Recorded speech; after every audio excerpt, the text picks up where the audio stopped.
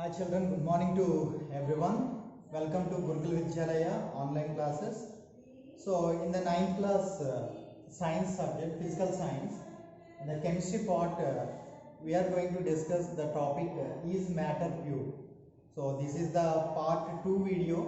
Already in the part 1 video you have learned some important points that is about matter, how matter is prepared and what is meant by the mixture and types of mixtures, that is homogeneous and heterogeneous mixtures that you have learned in the previous class, and about the solutions also, what is meant by solution, and what is the solvent and what is the solute, and what is the concentration of the solution, what is meant by dilution of the solution, and how can you calculate the concentration of the solutions, that we have learned in the previous class.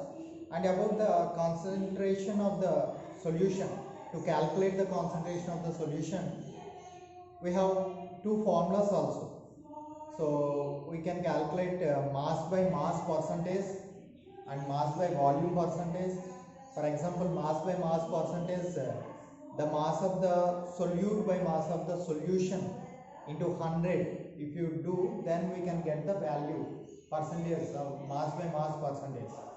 And mass by volume percentage also we can get with the formula mass of solute by volume of the solution into 100. So by these two formulas we have done two problems, and in the homework also you did that one, the relative problems of that concept also you got. So now in this class we are going to discuss how to find the heterogeneous mixtures, whether they are suspensions or colloidals, whether they are suspension or colloid. So here two new words you are learning about suspensions and colloids. So about these things we are going to discuss now. For example, if you take two test tubes, one test tube is filled with chalk powder and another test tube is filled with some milk, few drops of milk. So in the two test tubes, if you add the water, by adding the water in the test tube where we add chalk powder, and the water adding to the test tube where we add some milk, few drops of milk.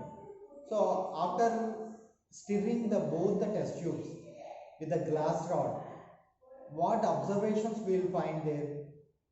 So by the observations what we find there, we can get the knowledge about the suspension and the colloids. So two questions will be raised here.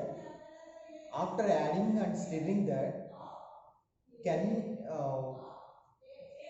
you call these mixtures as solution?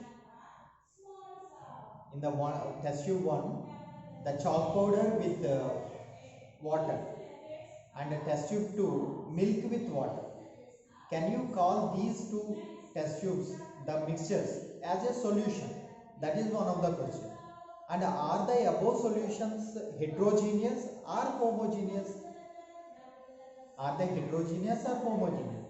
So to understand the answers, or to get the answers for these two questions, we have to understand about the steps. Just now, after doing those, we have to observe three things.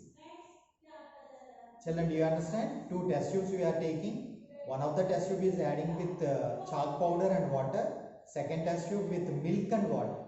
So after adding that and stirring them and leaving them like that, we have to observe three observations we have to find. The first one is by directing a beam of light, that means projecting a beam of light through that solutions with the help of a torch light or any laser beam of light we can project there. So by that we have to find whether the path is visible or not, path of the light is visible or not. So that we have to find it.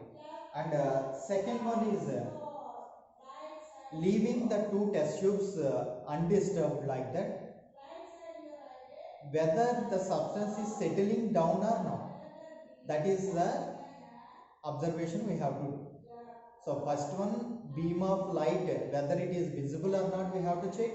And the second observation is, after leaving them like that undisturbed, whether the substance is settling down or not. So that we have to understand here. So after that, the third observation is, we have to filter the content, filter the mixture. Nothing but taking a filter paper in a conical flask, we'll keep in another beaker, we'll keep put that one, and pouring one of the mixture of the test tube 1. When you pour like that chalk powder and water, so whether the residue is settling into the filter paper or not, is there any filtrate? So that we have to check for both the mixtures in the test tubes. So by observing these three, we can get what is suspension, what is colloid. So just in your textbook, page number 43, you take, you look there, table 1.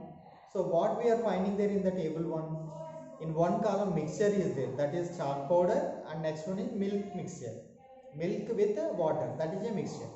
So next one column, is the path of the light beam visible?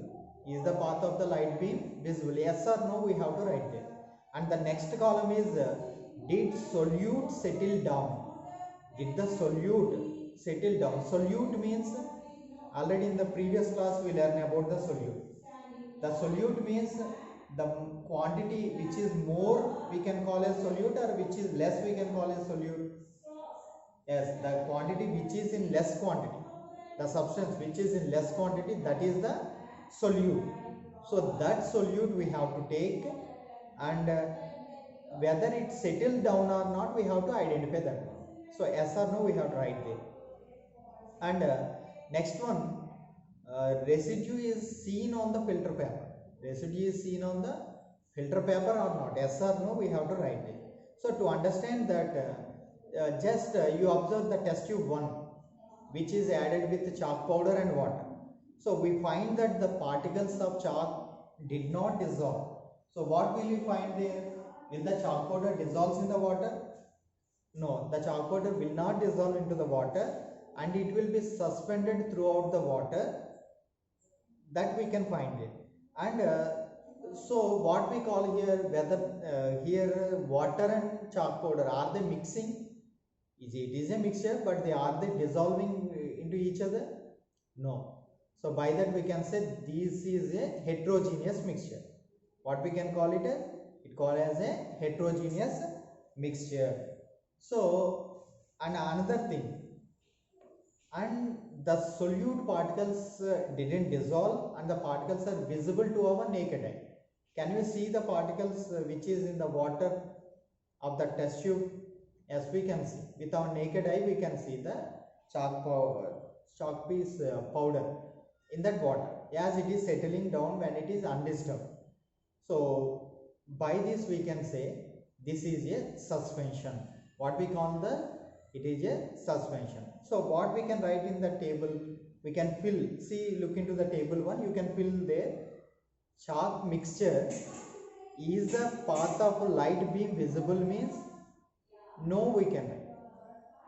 We can write it as a no. Why? Because the particles are visible to us. When the particles are visible and they are in the solution, will the light beam pass through it? No, the path is not visible. So we can write no there. And did solute settle down? Yes, we can say yes. Why? Because in the test tube, when we put undisturbed that one, the chalk powder will settle down. So we can write yes. And residue is seen on the filter paper. Yes, if you filter that solution, that mixture, all the chalk piece powder will be settled on the filter paper, and only the water will go through the filter paper and get into the one beaker, any beaker where we are collecting that water. So we can write yes for that also. So what we are understanding here it is a suspension. The heterogeneous mixture which is seen in the test tube 1 is a suspension. Now what is meant by suspension? Here we can see it is a suspension. Test tube 1 we can call it as a suspension. So what is meant by suspension? Suspensions are the heterogeneous mixtures of solid and liquid, and in which the solid will not dissolve into the liquid. Is it clear? Suspension means it is a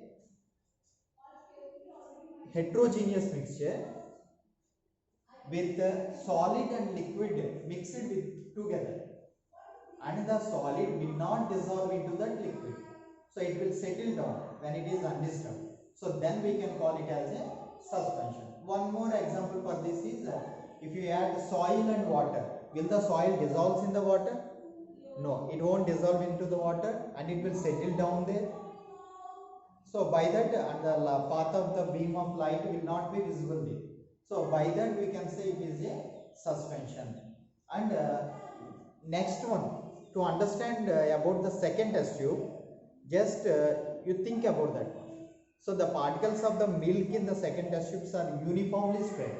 Will you observe where water is there, where milk is there in that second test tube? So we can't observe, no? We can't find that one. So the full test tube, whatever content is there, that will be white in color. Even the water is involved in that. Why? Because the particles of the milk is spread into the water. The particles of the milk is spread into the water, and as it is a smaller in size, those particles, they will not be visible to us clearly with our naked eyes. We cannot see the particles with our naked eyes. Why? Because those are very small in size. Those particles are very small in size. So whenever we project a light, a beam of light in that, the path of the light will be visible there. The path of the light beam will be visible. So by that we can call it as a colloidal solutions.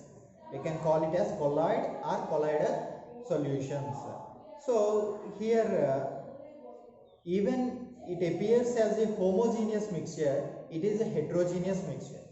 So water and milk, when they are mixing together, it is a mixture, and we can call it, it will appear as a homogeneous mixture. Even it appears as a homogeneous, it is a heterogeneous mixture.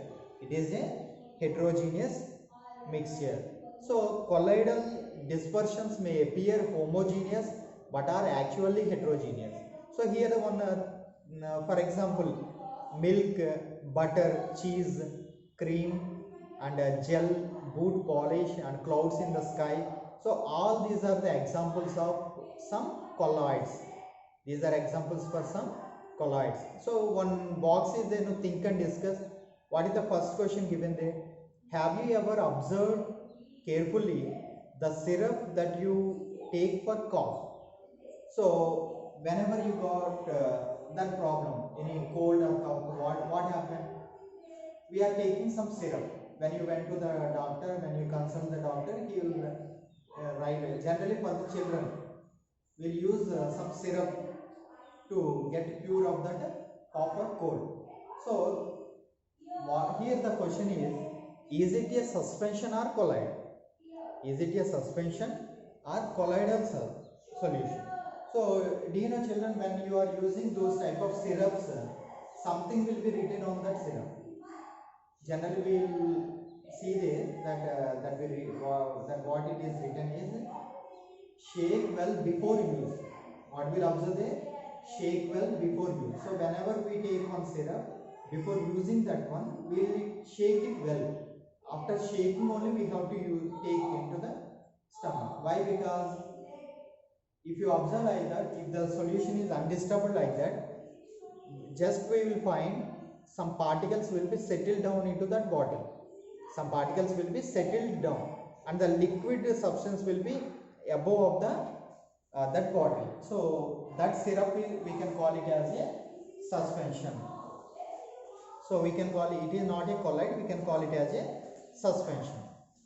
And these colloidal solutions are we can call them as a heterogeneous solution. We can call them as heterogeneous. And here two phases will be observed in that colloidal solution. So what are the two phases? One is disperse phase,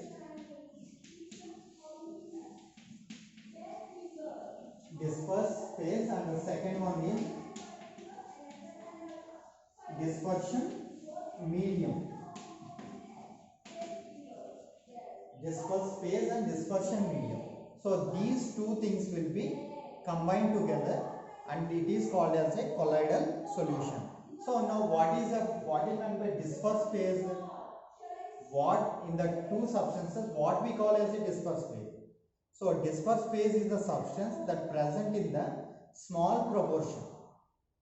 That means it will be in the small quantity, which is consists of particles of colloidal size 1 nanometer to 100 nanometers. 1 nanometer to 100 nanometers. So this is the size of the colloidal particle, very small in size, and this dispersed phase also will be in small quantity. And what about the dispersion medium?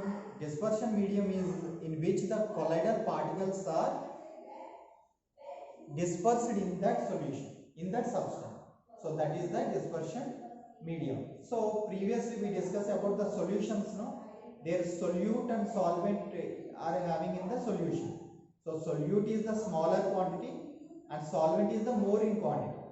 So when they both are combined, we call it as a solution. In the same way here, dispersed phase is the smaller in quantity and dispersion medium is more in quantity. When they both are combined together, it will be the colloidal substance or colloidal solution. So in our daily life also, we will observe many type of colloids or colloidal solutions, which are the examples. So in your textbook you can observe one table 2 is there, no? In the table 2, examples of dispersion phase and dispersion medium, dispersed phase and dispersion medium. So in that 3 columns are there, 4 columns are there. First one you observe the dispersion medium. So for example, gas is the dispersion medium and dispersed phase is liquid. So what is that colloid type? We call it as a aerosol. We call it as a aerosol. So for this some examples are fog, clouds and mist. So these are some of the examples for colloidal type aerosol, and the dispersion medium is gas and dispersed phase is liquid. In the same way, another colloidal type aerosol is also there, that is having dispersion medium gas and dispersed phase is solid. So the examples for this type of colloid is smoke, that which the automobile exhaust will be there, no? From the automobiles it will exhaust some smoke, it will be black in color. So that will be the one of the type of aerosol. And another dispersion medium liquid and dispersed phase is gas, that is the colloidal type foam. It is the foam. Do you know where we will get the foam?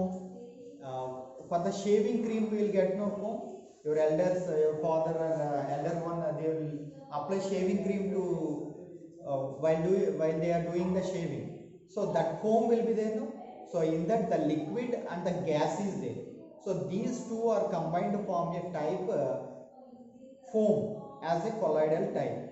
And the next one, emulsion is there. Emulsion means the dispersed phase and dispersion medium both are liquids. So that is emulsion.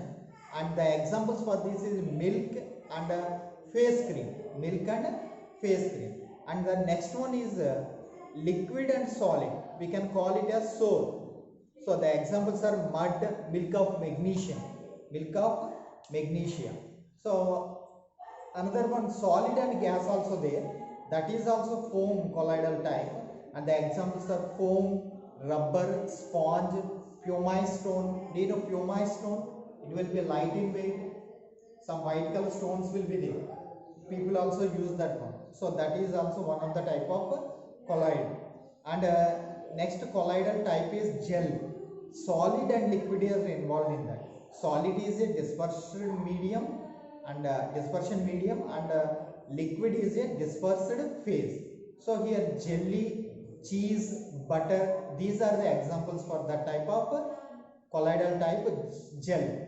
And next one is solid soul, that is both the dispersion medium and dispersed phase are solids, both are solids.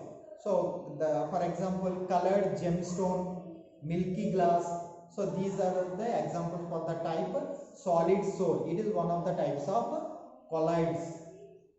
Okay, now one thing we have to understand here, we studied that the particles in a colloidal solution can easily scatter a beam of light. So what we studied here, colloidal solution. In the see here one thing we have to discuss the above. In the test tube 2, we call it as colloids. We call them as colloids or colloidal solutions. So here when in the colloidal solution, easily the beam of light will be scattered easily. So when they are scattering, we can see the beam of light, where the visibility of the beam of light will be there. So this scattering of beam of light is called as Tyndall effect. So what we call them? Tyndall effect. This type is called as Tyndall effect. The scattering of beam of light is called as Tyndall effect. So you may observe this in our day-to-day life. So whenever we are staying in the home, if the home our house is having any hole at the top, see in olden days some huts will be there, no? That if any hole is there, from that a beam of light will sunrises, after the sunrises, beam of light passes into the home. Generally we will play with those also. One for like focus light it will come.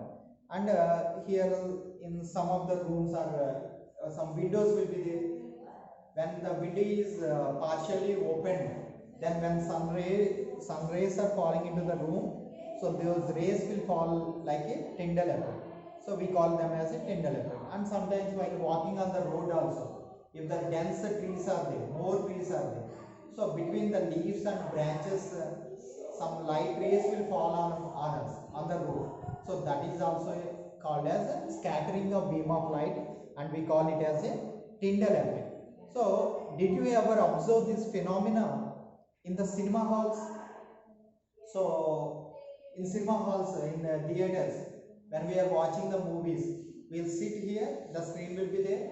So from the back of us, one light will be focused onto the screen. So the light is projecting. They will use some projectors. So those projectors, some beam of light are passing and falling on the screen. So what we can call it as a scattering of beam of light. So and those are Tyndall effect. We call them as Tyndall effect. So and another more question. Have you ever got an opportunity of going to deep forest? Did you went any time to the deep forest? So if you go there into the deep forest, very dense trees, and in that forest we will observe this Tyndall effect. That means the scattering of beam of light will be there. So whenever sunlight passes through the canopy of the or a dense forest, mist contains the droplets of water, and which acts as a particles, and so some dust particles will fly in that scattering beam of light. So these we call as a colloid dispersion of air. So these are the examples of colloids, and the scattering beam of light is called as colloidal solution. So now here the properties of suspension and colloids. So in your textbook table 3 is there. In that we can understand the properties of the suspensions and colloids. So just you listen about the properties of suspension. First one is suspensions are heterogeneous mixtures. Suspensions are heterogeneous mixtures. And colloids are also heterogeneous mixture, but they will be appeared as the homogeneous mixture. Even they are appearing as the homogeneous, colloids are also heterogeneous mixtures. And suspensions, the particles of suspensions can be seen with our naked eyes. The particles of the suspensions can be seen with our naked eyes, and the particles of the colloids are too small to see with our naked eyes. We cannot see the particles of the colloids as because these are very too small, smaller in size. And coming to the suspensions, the scattered beam of light passing through it, and it doesn't make the path visible. It doesn't make the path visible. And in the colloidal solutions, it makes the path visible. The beam of light, when it is going like that, and when it is scattering, it will be visible to see. And the next property for suspension is when these are undisturbed, the particles will be settled down. The particles will be settled down and they do not scatter the beam of light. And coming to the colloidal, the particles do not settle down, even they are kept undisturbed. But by the process of filtration, and those are quite stable. We can call them as a quite stable. That means even colloidals are there. The particles in the colloidal solution, they won't settle down. They will be stable whole the solution. And but these suspensions, these are unstable. Why we are calling those are unstable? Because the particles in the suspensions, they will be settled down when those are undisturbed. When those are undisturbed, they will be settled down. And coming to the properties of suspensions, the components can be separated from the mixture by the process of filtration or decantation. By the process of filtration or decantation, we can separate them. And here the colloids, we cannot separate the mixtures by the process of filtration or decantation. We cannot separate the colloidal solutions by the filtration or decantation. So there will be some techniques to separate the colloidal solutions.